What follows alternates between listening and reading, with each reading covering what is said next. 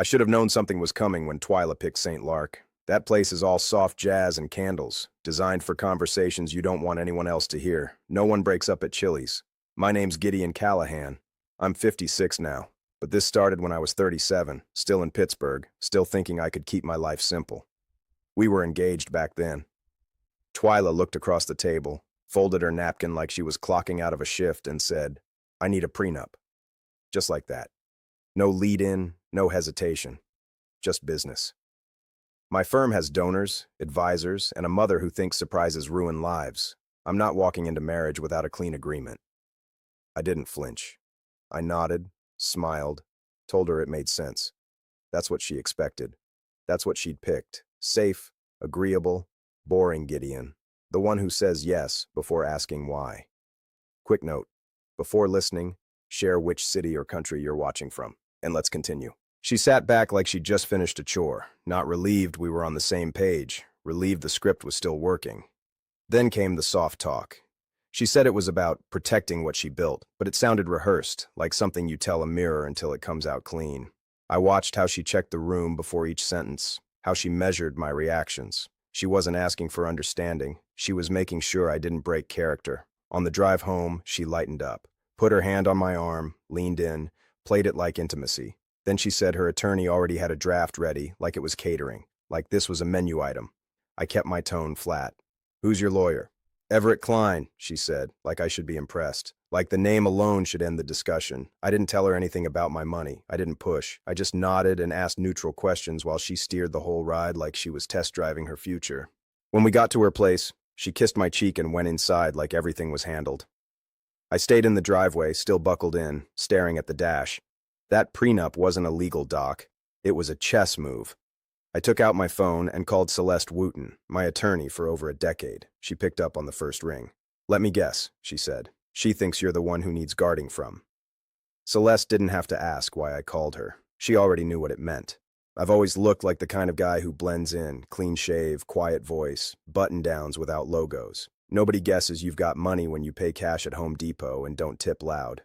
My job title helped too. Auditor for sustainable practices. I handled small businesses, restaurant groups, nonprofit certifications. All of it sounded just boring enough to make people's eyes slide off me. But that wasn't the real engine. Years back, I built a modular shelving system. Nothing revolutionary, just solid, scalable design that worked in libraries and retail. I licensed the specs out to a manufacturing company based out of Akron. Every month, like clockwork, the royalties dropped into an account I barely touched.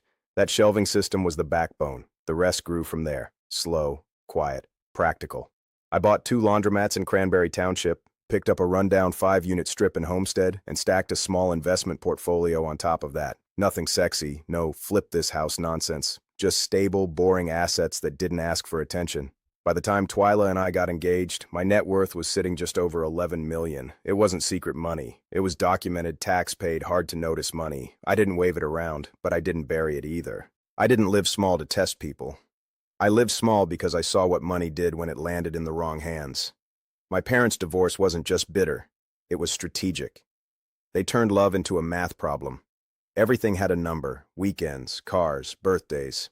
I sat through depositions when I was 11, listening to lawyers describe my bedroom like it was square footage on a listing. I never forgot that.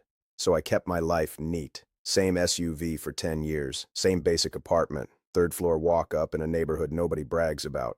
I wore the kind of clothes that didn't start conversations. I never ordered the second most expensive wine. If you're trying not to be noticed, you learn to navigate without flashing anything that shines. Twyla came into my life through Jessa Moreland.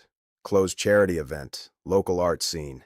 She was the kind of woman who took the air out of a room in the best way. Flawless dress, natural poise, every word landing like it had been rehearsed without sounding rehearsed. She locked eyes when she spoke and made you feel like the only person in the building. That's a dangerous kind of attention. It doesn't feel like manipulation at first. It feels like elevation. Twyla's life was a full-time performance. Gallery launches, donor brunches, social strategy. Her mother, Deirdre, was the same way. I met her once at a fundraiser and she said, "Presentation is 90% of value," like she was quoting scripture. The Hargroves didn't just believe in image, they believed it was the product. At first, I liked that contrast. I liked being the background man standing next to a woman who pulled the camera. It let me stay hidden without looking like I was hiding. I told myself it was balance. In truth, it was camouflage. Maris, my sister, always said, "You act like staying small is a virtue." I used to laugh it off. But the truth was, I didn't want to live under anyone else's microscope ever again. I'd rather be underestimated than examined. Twyla made that easy. She never asked questions that reached past the surface. She liked that I fit her aesthetic, clean, safe, predictable, and I was okay letting her think that until she turned dinner into a transaction. Celeste didn't waste time. She read Twyla's draft straight through without flinching and said, "If her team's ready to go, it means they already decided what role you play." Her voice was calm, like she was reading a recipe, but the message was clear. I was already cast. The draft was exactly what we expected, dressed in lawyer-safe language, but loaded with imbalance. Sure, it confirmed Twyla's separate property, but it went further. Buried inside were control levers. I'd need written consent for major purchases. Certain investments would need her pre-approval. If we divorced, I'd have to waive rights to joint assets if they related to her brand. It was clean, professional, and completely one-sided. Celeste leaned back, clicked her pen, and set it straight. "This isn't a prenup. It's a leash." She didn't say it to rile me up. She said it like someone who's seen this script before. She didn't go nuclear. That's not her style. She drafted a counter-proposal that read like a calm compromise, neutral tone, reasonable clauses, nothing that screamed defiance. No red ink, no legal landmines. But buried in the center was the spine. Mutual financial disclosure, verified by third-party review. Every asset, debt, lien, obligation, and pending claim on both sides. No exceptions, no vague personal holdings, no trust fund blind spots. You want a clean contract? We make sure the room's clean first. Celeste spelled it out for me. People who live for appearances love to show what they have and hide what they owe. Full disclosure isn't just fairness, it's truth insurance. I didn't hesitate. I signed off on the draft without blinking. If Twyla wanted to turn marriage into a boardroom agreement, then I'd treat it like due diligence. I wasn't walking in half blind just to keep the peace. I didn't tip my hand to Twyla. No phone call, no explanation. I let the paper speak for me. She could keep dancing as long as she wanted. I was letting her lead right up until the moment she realized the floor was different. Maris was the only one who knew what I was actually worth. She didn't act impressed when I told her about the prenup. She didn't flinch either. She just said, "Watch what Twyla does when she can't control the room. That'll tell you who she is."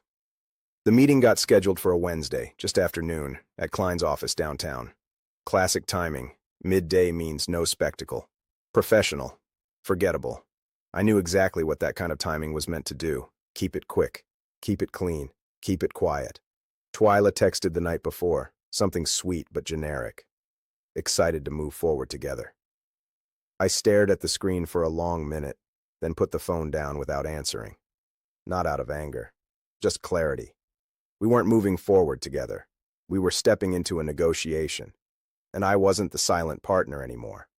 I went to bed early and slept the whole night through. No pacing, no spiral, no dreams I could remember. I woke up calm, like my body already knew the truth. This wasn't the start of a marriage. It was the start of a reveal. The elevator opened right into Klein's firm. Glass partitions, matte black furniture, bottled water, and a bowl of ice. The kind of place that makes you sit straighter just walking through the door. The conference room they put us in had a view of the river, wide enough to make you feel small, but clean enough to make it feel intentional. That's what good lawyers do. Set the tone before you even speak.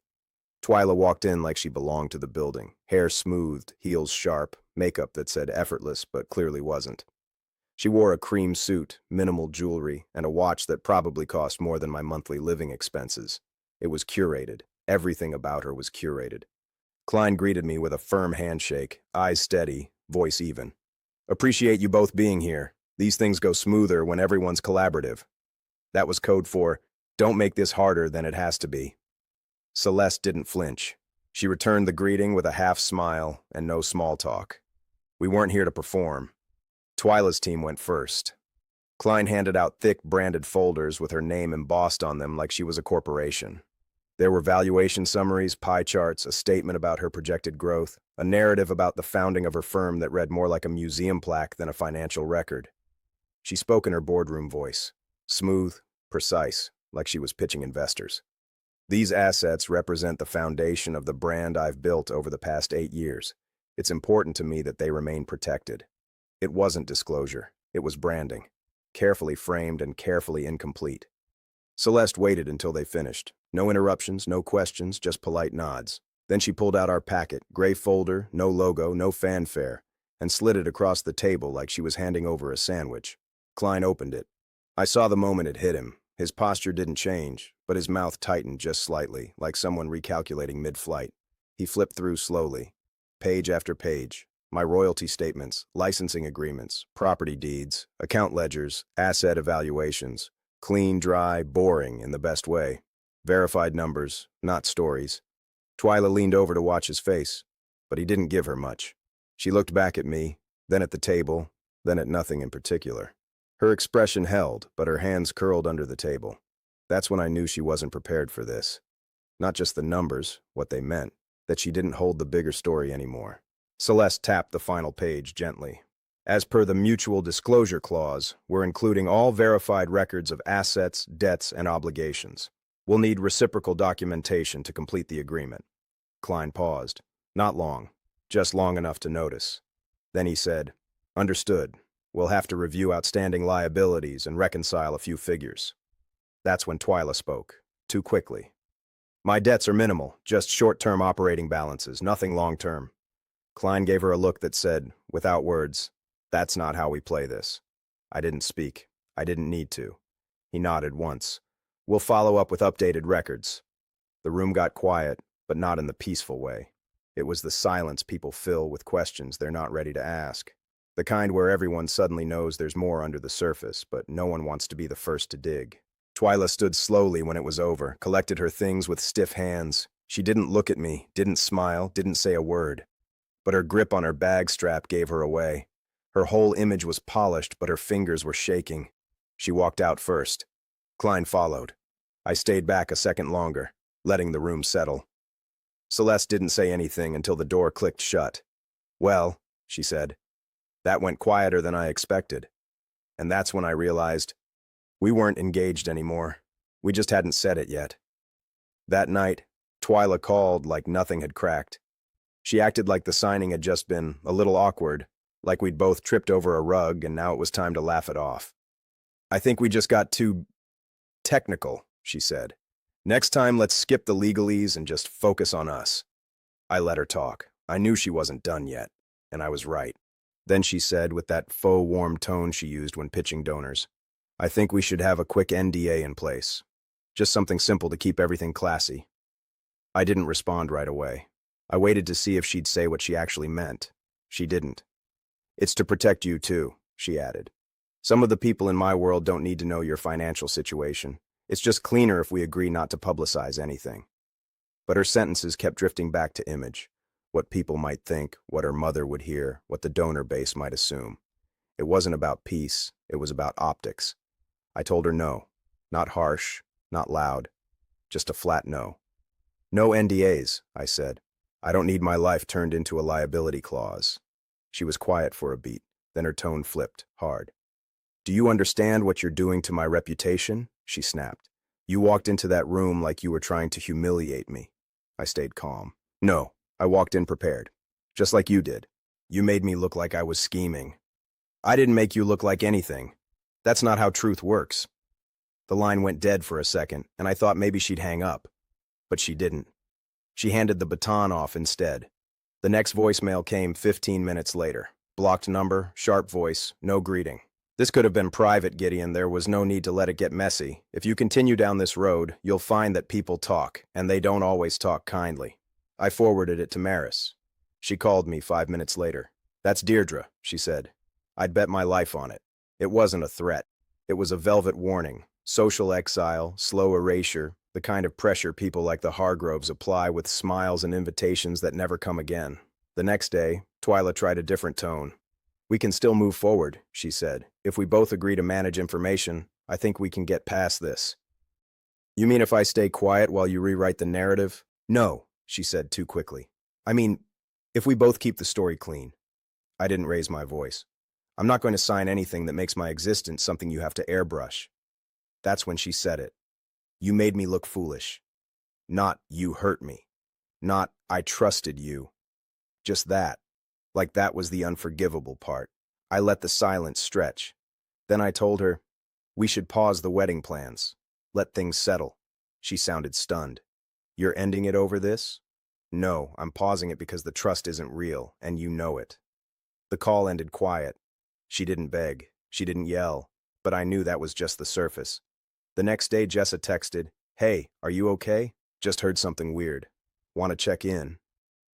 That's when I knew Twyla had already started working the phones.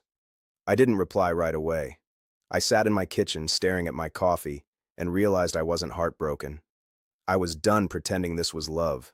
The next morning, my phone lit up like a slot machine. Missed calls, vague texts, even a couple emails with subject lines like, "You okay?" or "Heard something weird." Most of them weren't people I talked to regularly.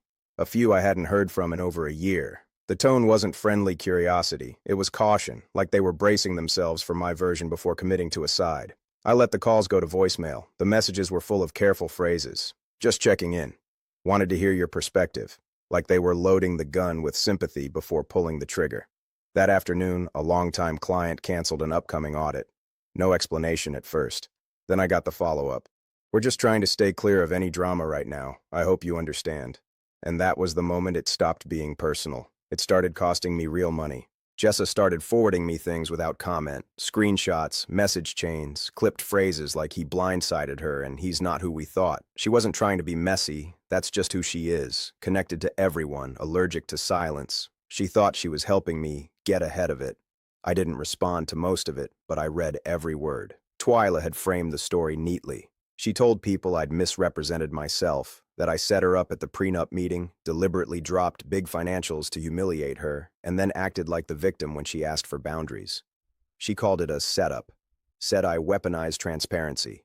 She left out her draft. She left out the original request. She turned my response into an ambush. One friend, Kara, sent me a voice note that stopped me cold. Twyla crying, the kind of controlled sobs that still leave room for complete sentences. He wanted control. That's why he hid everything. That's why he waited for an audience. A guy I hadn't spoken to since high school texted out of nowhere, "Dude, are you really trying to blow up her business over a prenup?"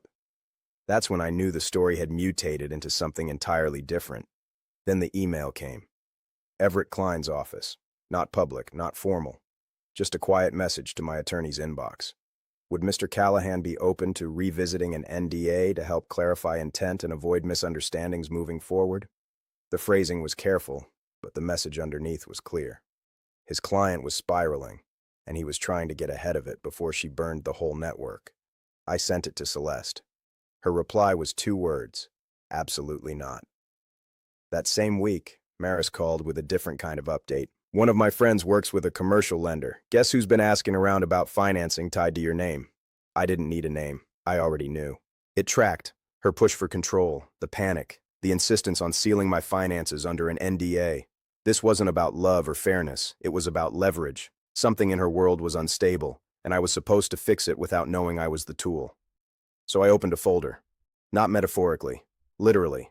I opened a folder, labeled it with the date, and started collecting. Screenshots, emails, call logs, Jess's forwards, Klein's email, everything.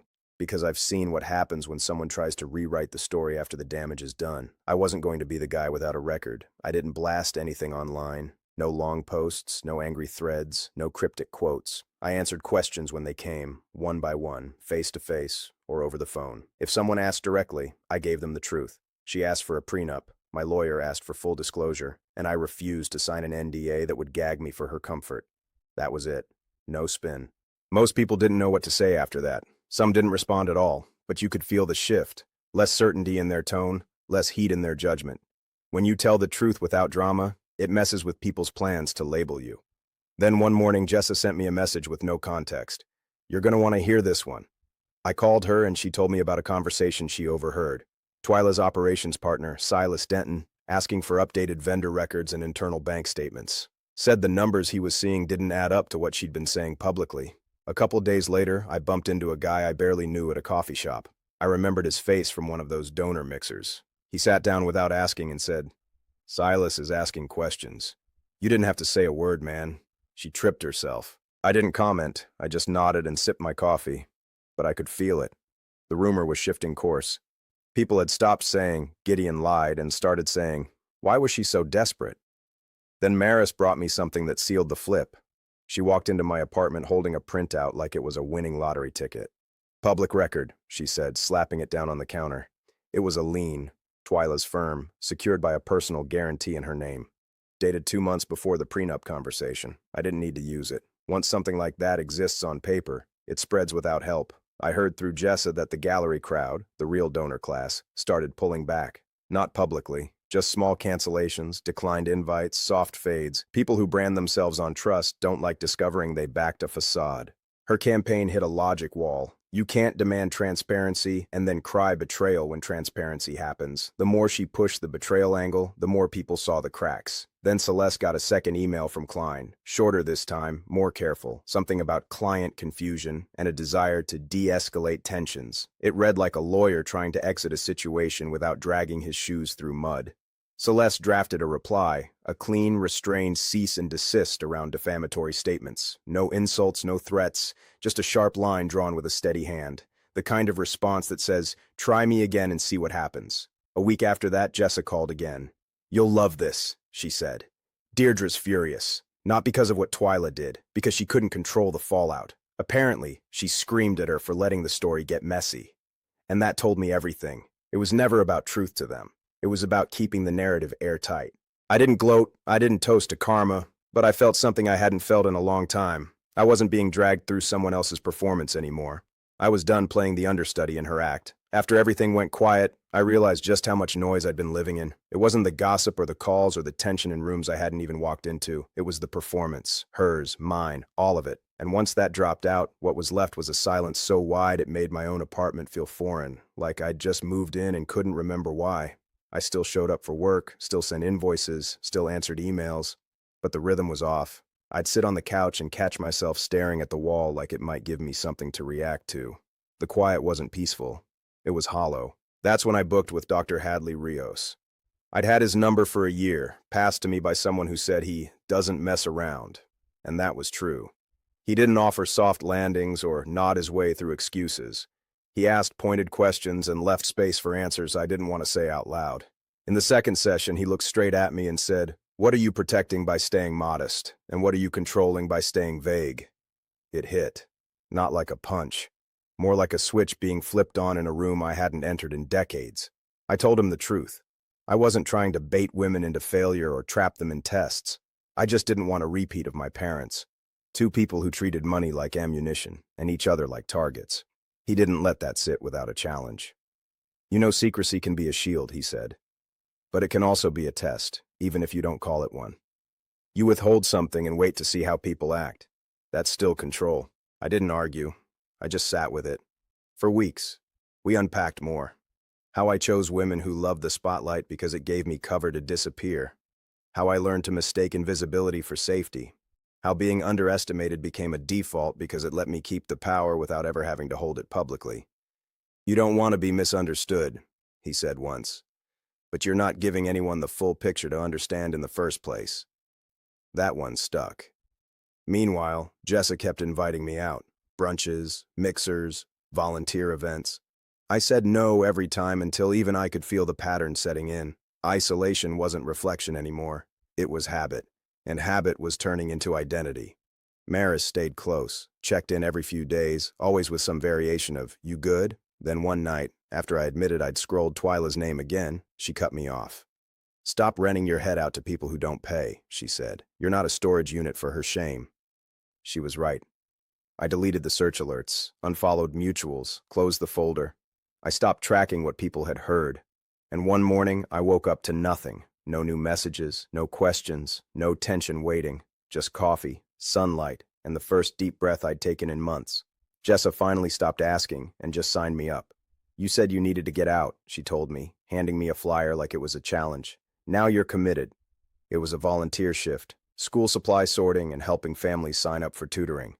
I couldn't come up with a good enough excuse to bail. The event wasn't flashy. Folding tables, cardboard boxes, handwritten signs, and volunteers in old hoodies. No photographers. No staged smiles. Just people who showed up because they wanted to, not because it scored them points. I got stuck at a long table with a busted Sharpie and 3 tubs of backpacks that needed sorting by grade level. That's where I met Sabine Torres. She wore jeans, a canvas bag with a faculty tag clipped to it, and a calm expression that didn't need to be loud to be warm.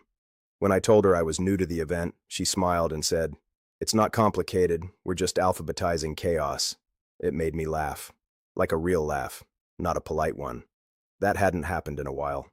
We worked side by side for almost an hour, talked about the weather, the best places to get a real sandwich in Pittsburgh, and how November always feels like the city's in a holding pattern.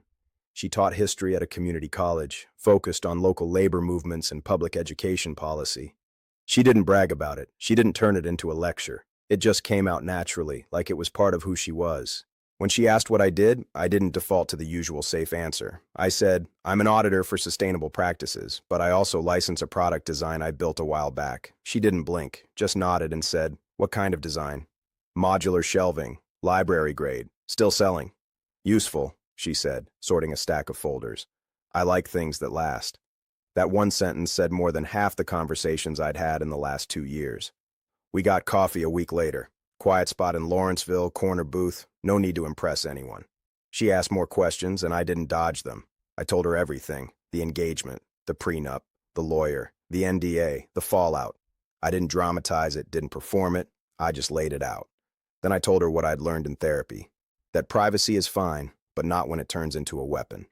That I can be cautious without turning it into a game. That I don't have to test people to feel safe. She stirred her drink, looked at me, and said, that sounds exhausting. I'm glad you didn't sign away your voice. She didn't ask what happened to Twyla after. She didn't poke around for gossip. She didn't try to fix me. She just sat with it. Treated me like a person with a story, not a story with an agenda.